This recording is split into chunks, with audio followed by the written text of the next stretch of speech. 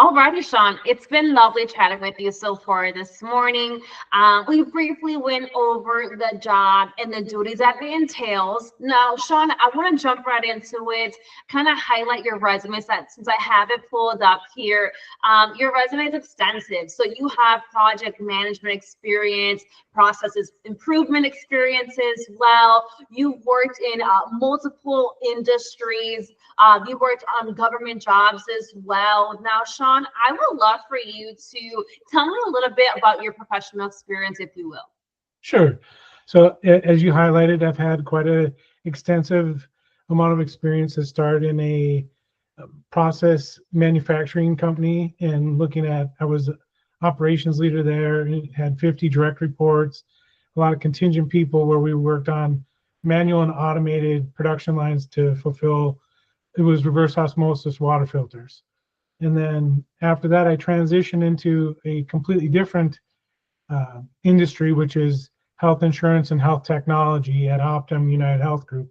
And from there, I did a lot of projects that varied in from fixing things. Like a lot of times it was coming from the office of the CEO, a problem would come up and we'd have to go fix it. Like we were out in Puerto Rico fixing a contract gap that we had with Triple Salute, to then bidding on things like contracts with the state of Massachusetts, taking in, putting in RFPs, replying to the demand, the inquiries back and forth, the whole RFP process, and then taking that contract and putting it into a tracking system, so that way we can make sure that we were delivering on our SLAs or our deliverables, our key performance indicators. And then in other times it was doing projects that were more technological based with software and whatnot. But all the time I've spent, I'm very energized by everything I do, and a lot of times it's self-taught. Like I am an Excel expert and I can have that qualification, but it's because I spent a couple months learning Excel inside and out because I needed it for my uh, uh, business analyst type roles I did. At Dow, I did process improvement as part, as well as leadership, but also taught myself AutoCAD because one of the things that we wanted to do was be able to draw up a fix for what was they're called loss of primary containment. So it's this chemical that would spill, and it had a catch pan, but it would overflow. And so I designed a different system with sensors that allowed in AutoCAD that they were then able to implement. And then from there, learning Visio, becoming an expert in Visio and doing that. And then even with Excel, even though I was an expert at Excel, there was a project that needed some, it's called VBA. It's a macro, it's a trigger that you can set up. And I taught myself VBA, learned all the things that go into it, consulted some online tools to help put in the rigors that need to be tested and stood it up. So that way I got into development on a micro scale, not advanced. I'm not saying I can go develop a software, but I can streamline general repetitive tasks very easily through what Microsoft has is called Visual Basic Studio. That sounds amazing. Now, you gave us, or you gave me a great outline as far as what your previous experience has been, Sean. I want to kind of touch base more on your experience, which you did touch base as far as your bidding experience. So I'm going to ask you some follow-up questions with that. Now, can you describe your experience when it comes to preparing and managing bids? Okay, so again, I'm when I think of bidding, I'm only going to be able to talk to what it's like dealing with the government.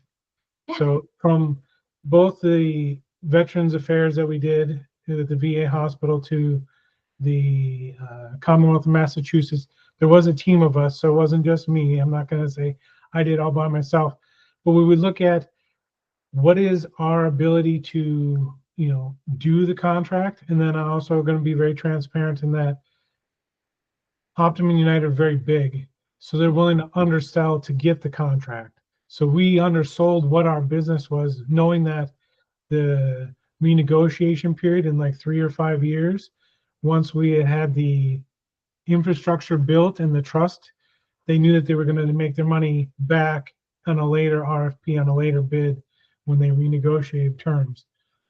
But what we would do is we go in and like for the VA piece, they came back to us with our, we captured the requirements, what they needed from us, and then we went back and we made sure that we were able to do that, or where there was gaps, how we were going to be able to supplement and be able to make sure that we were able to deliver on what they needed. Like one of the one-off crazy things is, not crazy, but it was something I hadn't anticipated when we did the RFP, is that they wanted tribal healing. So we didn't have in our network of providers any side of it that was, American Indian tribal based stuff. So we had to go out, find out more information about that, build that, repository of skills so that we could deliver that, so we could fill in where they were going to need tribal assistance. And then we looked for ways that we were able to fulfill the contract in other ways. If it was something where we were going to go and do telehealth, was something that we went back to them and negotiated. Hey, instead of having a psychologist on site in all these remote towns, what about telehealth? And so then the negotiation process started where we offered telehealth. It came with an additional increase in bid price and ask, and then negotiations came out of it, where everyone landed in a spot. They were all happy to sign on, put the ink to pen and the pen to paper and put the ink down to seal the contract. That was a great example. It really gave me a clear perspective as far as how you handle the bidding from the beginning all the way up to the end. So, I appreciate those details with that. Can you describe a time where you had to meet, or where you had to meet a tight bid deadline? How did you manage that? I don't know that any of them have never been tight. I mean, it's always, you have an RFP that has to be submitted by this day, and then from there, it's, there's predetermined timelines of when they want each thing. And if it just came through, you had to go get the information or work with a SME or go to the individual who could then give you the details that you needed if you didn't already have it or couldn't go get it easily. And then from there, it's just a matter of, if it took extra time, extra hours, extra, effort, then that's what it took to get it done. Everything I've done has been that way. Even the stuff that's not based on that, just the last project, the top bullet point on my thing about the snowflake instance, I was given an arbitrary deadline of, we're kicking off in November. It's got to be instituted in March. That was just leadership saying it has to be done by March. Yeah. And we were able to hit that timeline. There was parts that ran over, but they were outside the scope of the initial part of the project. It has to do with the implementation afterwards. But we were able to hit that timeline. But it was very much sometimes many calls a day, lots of different engagements, and trying to get to the spot where we could move forward on certain pieces. And, it's the old adage of how do you eat an elephant? One bite at a time. So you got to take off whatever chunks you can and address them, and then move on to the next piece. Absolutely. That was very well said, Sean. Thank you for that. Now tell me, as far as this role itself, what piques your interest, or what makes you interested in this particular role? There's many things. I mean, some of it I don't want to say out of context, but I see a lot of this and I say, okay, I'm looking off the side because I have it on my screen over here, but monitoring an inbox, ensuring timely responses, those are all easy admin jobs. But then the other stuff where it's proficient with Excel, the data management side, I've always been a data geek. I do very well in that environment. And then it all ties into a lot of project manager stuff, from the plan management, coordination support.